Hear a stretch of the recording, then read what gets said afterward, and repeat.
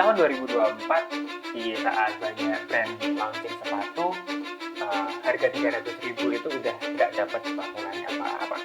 Tapi ada satu brand yang punya daily runner seharga 300.000. Ini adalah review Unert Sombra 1.2. Cause I don't give a fuck what you say. Yeah, I'ma do shit my way. So you can go kick rocks, I'ma stack bricks up, build what I want to make. Yo, Selamat datang di Arsip Larisuta, dan kali ini kita akan ngobrolin sepatu, yaitu Unert Sombra 1.2. Dan kudos buat kalian yang sudah klik video ini. Jangan lupa like, subscribe, biar kalian bisa nonton review-review sepatu ataupun vlog-vlog lari yang saya lakukan. Oke, sebelumnya saya tidak dibayar untuk membuat video ini, dan sepatu ini saya beli dengan uang saya sendiri, jadi tidak ada intervensi, tidak ada pesanan, sehingga apa yang saya sampaikan di video ini adalah pendapat saya sendiri tanpa ada tambahan sedikit pun. Oke, kita mulai. Sepatu ini adalah, kalau dilihat sekilas siluetnya ya, mungkin teman-teman sudah langsung kepikiran, yaitu seperti Hoka Clifton 9. Dan ada juga kompetitornya, yaitu dari Ardiles. Saya lupa namanya Ardiles apa, tapi bentuknya sama persis, mulai dari siluetnya, dari fitur midsole-nya, ya warna midsole-nya, bahkan sampai ke outsole-nya. Sama persis seperti Hoka Clifton. Pertanyaannya, apakah ketika digunakan berlari memiliki feel yang sama seperti Hoka Clifton? Sepatu ini tidak diberi nama apapun dari teknologinya, ya hanya seperti sole biasa, tidak ada teknologi apapun. Uppernya pun juga, talinya pun juga, dan bagian outsole-nya pun tidak ada nama teknologinya apapun. Hanya namanya adalah Unert Sombra 1.2. Dan sepertinya, sesuai dengan namanya, sepatu ini adalah iterasi kedua atau keluaran kedua dari Unert Sombra. Yang Unert Sombra 1 saya belum pernah dengar. Saya rasa sepatu dengan harga 300.000 pas banget ya buat orang-orang yang mau mulai olahraga, karena pilihan warnanya ada merah, ada putih, dan juga ada warna biru. Ya, warna biru kalau tidak salah. Nah, kita mulai bahas dari uppernya. Karena sepatu ini sepertinya dikategorikan seperti Hoka Clifton, maka sepatu ini memiliki padding yang cukup tebal dari bagian heel counternya, dari bagian lidahnya, ya. Dan di bagian insole-nya pun, ya kalau ini insole-nya bisa dikeluarkan, dan kita bisa lihat kalau insole-nya pun juga memiliki ketebalan, dan ditambahkan sebuah padding yang ada di bagian bola-bola kaki untuk memastikan kenyamanan orang-orang yang berlari menggunakan sepatu ini. Dan memang lari menggunakan sepatu ini cukup nyaman. Kemudian kita masuk ke bagian lacing systemnya. Ya, lacing systemnya standar seperti sepatu-sepatu yang lain, tapi dengan lace yang cukup tebal. Kita bisa bilang sepatu ini tebal semuanya. Dengan lacing cukup tebal, ada runners knot-nya yang kalau teman-teman merasa sepatu ini ketika dikenakan belum terlalu kencang, bisa digunakan, masukkan di runners knot-nya, tapi saya tidak perlu karena udah ngerasa cukup. Dan upper-nya sendiri cukup tebal, ya upper-nya cukup tebal.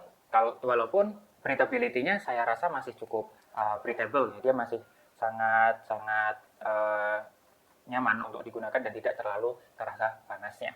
Dan di bagian depannya ini dikasih reflektif, ya. Mungkin kalau teman-teman suka berlari di malam hari, minimal punya reflektif seperti inilah, baik di sepatunya ataupun di bajunya. Cuman karena lokasinya di depan, saya rasa agak aneh sih ya. Mungkin kalau tempatnya ada di depan ataupun juga ada di belakang, saya rasa itu penempatan yang cocok ya. Jadi ada dua, di depan dan juga di belakang. Oke, midsole-nya. Ya, midsole-nya memiliki desain yang sama persis seperti Hoka Clifton, ya, seperti yang saya sampaikan tadi. Dan saya rasa keempukannya ini ya untuk sepatu performance dari Unert yang notabene adalah sepatu lifestyle ya. Saya rasa ini sangat nyaman, enak sekali, dan sangat cukup empuk.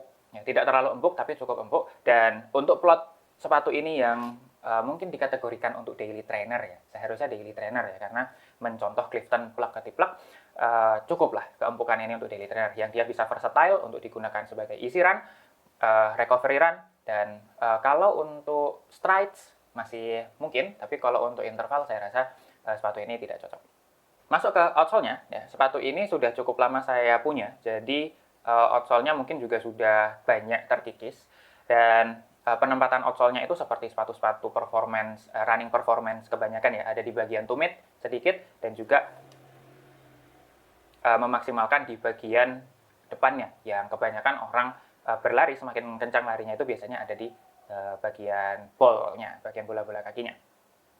Dan kalau kita lihat dari samping, dari outsole sepatu ini cukup tebal, ya. Bahkan bisa dibilang tebal sekali ya, sehingga berkontribusi di berat sepatu ini yang mungkin sekitar 300-an juga, saya belum timbang, nanti coba saya masukkan ya.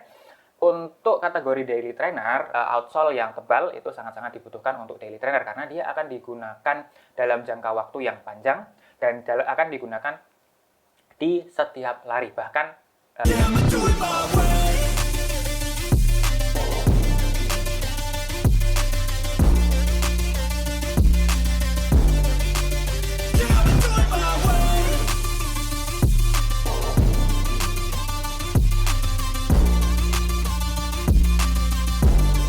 terus bagaimana sih sebenarnya rasanya menggunakan sepatu ini? Nah, sepatu ini sampai sekarang sepatu ini saya gunakan sebagai daily trainer. Jadi lebih sering saya gunakan setiap hari untuk easy running dan juga sampai ke long easy run. Ya, yang long slow distance itu saya pakai sepatu ini dan memang nyaman walaupun pada akhirnya kalau dipakai terlalu lama seperti digunakan saat long run ya cukup panas.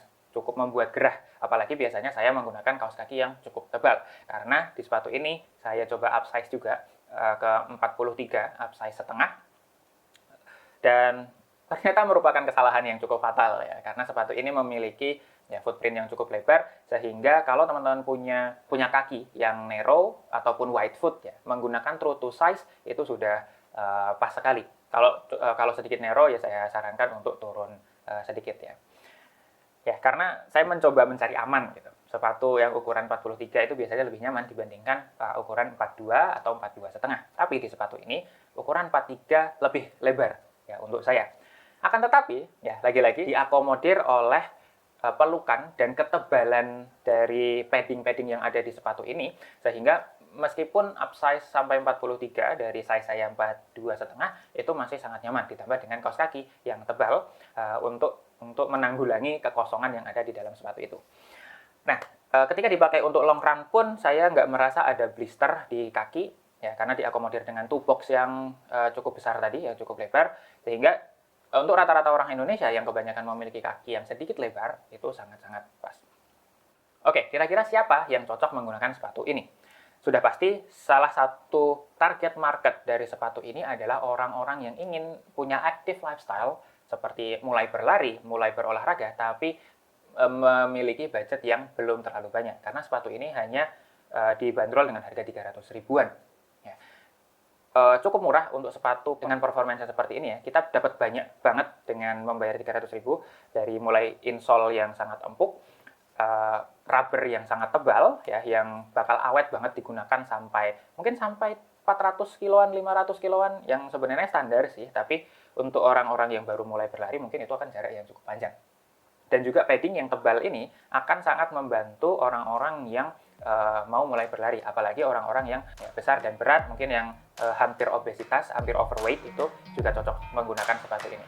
Oke, itu dulu review saya dari sepatu Unert Sombra 1.2 ini. Semoga memberikan gambaran untuk teman-teman yang lagi mencari sepatu, terutama sepatu lari harga budget. Sampai jumpa ngobrolin sepatu selanjutnya.